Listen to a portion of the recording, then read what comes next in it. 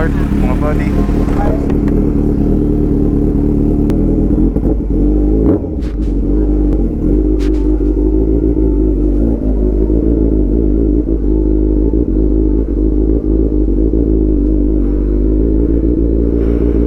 Ito, hiram serye na naman tayo. Ang lakas nito ah. Lakas ng tunog. Yes mga buddy, that's right. Nakahiram na naman tayo ng bike. Featured bike for the day is Z900 RS. Let's go.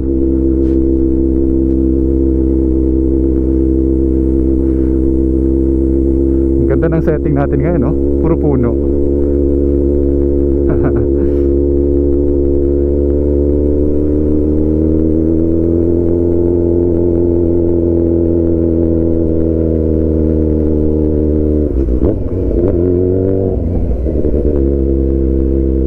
Taas pala to. Ayos ah. Oh, ito tetest na kaagad natin yung ano, akyat power niya.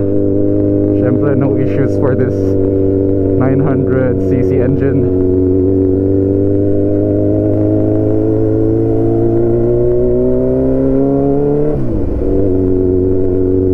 Lakas.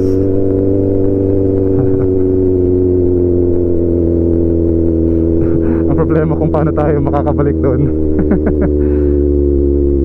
Pero ikot tayo. Ikot tayo. Yan, downhill ulit. So ito nga, Z900 RS.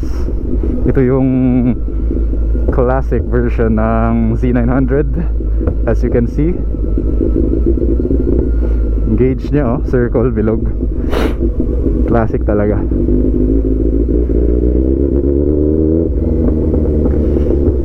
So ito yung katapat ng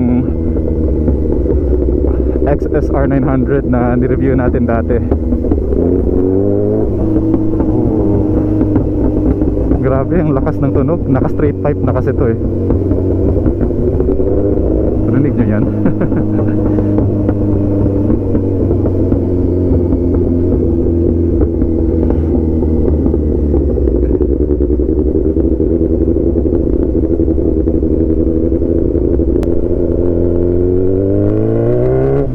Lakas ng hatak mga buddy. Yan oh. This particular bike has ano pala, 30,000 kilometers na pala. Medyo mataas na yung odo niya, pero perfectly fine na rin.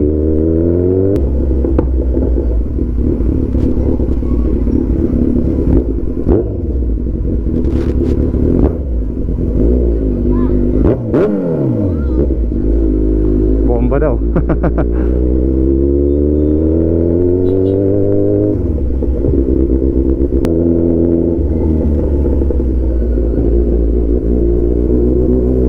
Dito pala tayo sa Calamba ngayon. Somewhere in Calamba.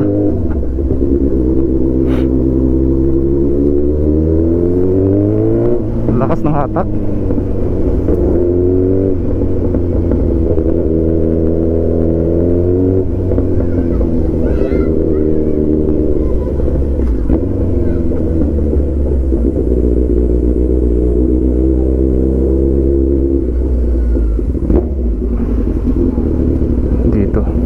Wala na ba dyan?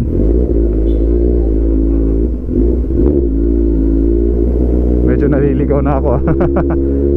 Teka, huwag lang ako mag-slide no. So dito na matitest yung traction control natin. Meron kasi itong traction control and ABS and also riding modes. Ayun, pataas na naman.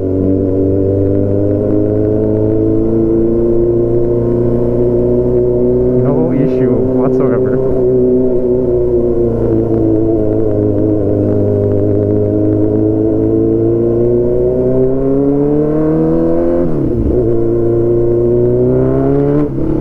Malakas yung low to mid range nya, wala akong masabi. Para lang ding ano, XSR 900, pero mas white lang kasi yung power delivery ng ano XSR 900. Though this particular bike medyo matigas yung throttle niya, need lang ata i-change.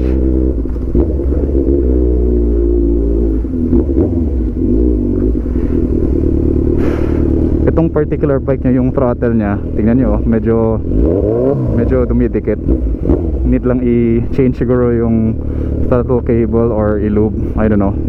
Basta need siya ng some kind of adjustment.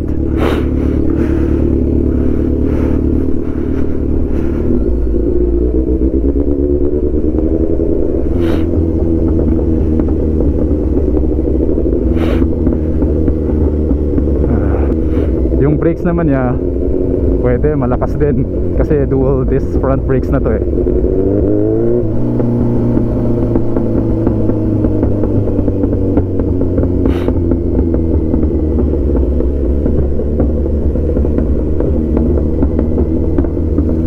Tsaka in terms of reliability, kita nyo naman 30,000 kilometers, parang ano pa rin, parang brand new lang manakbo mga body. That's Japanese reliability for you. Check natin yung bike.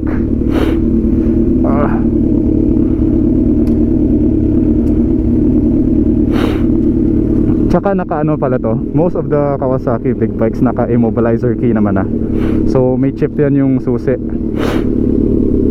Ay putya, wala na pala tong fender.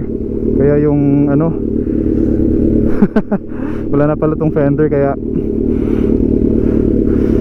tawag dito, hindi niya na-capture yung tubig.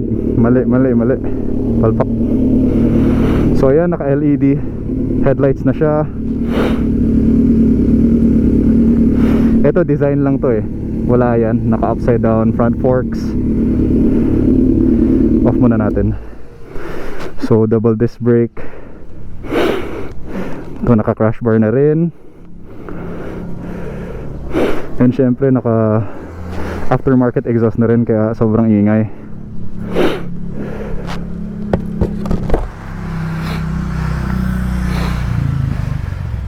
So ito naman yung side mirrors niya. Naman classic look headlights, classic look side mirrors, para bagay sa theme, di ba?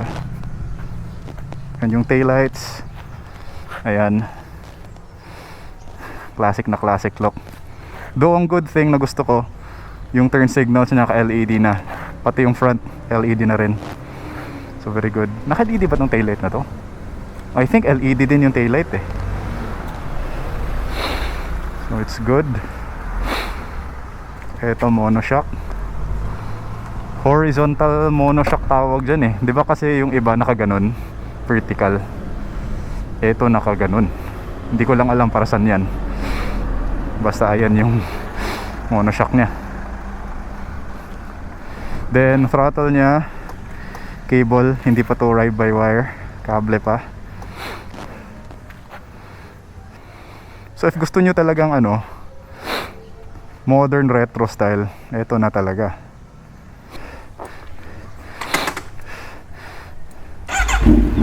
Yun.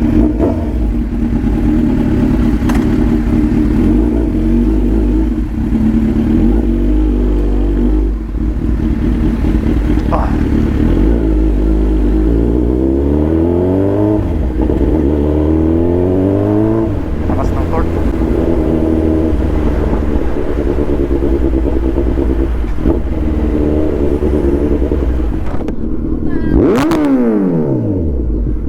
Dumikit yung throttle, hayop.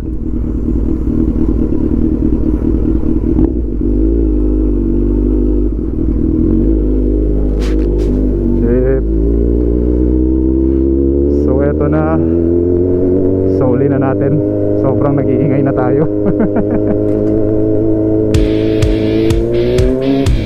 Eto, soli na natin. Baka mapagalitan na tayo ng ng may-ari. Thank you Andrew for letting me try your bike. So ayan mga buddy, konting lang, first impression. I hope you enjoyed the video.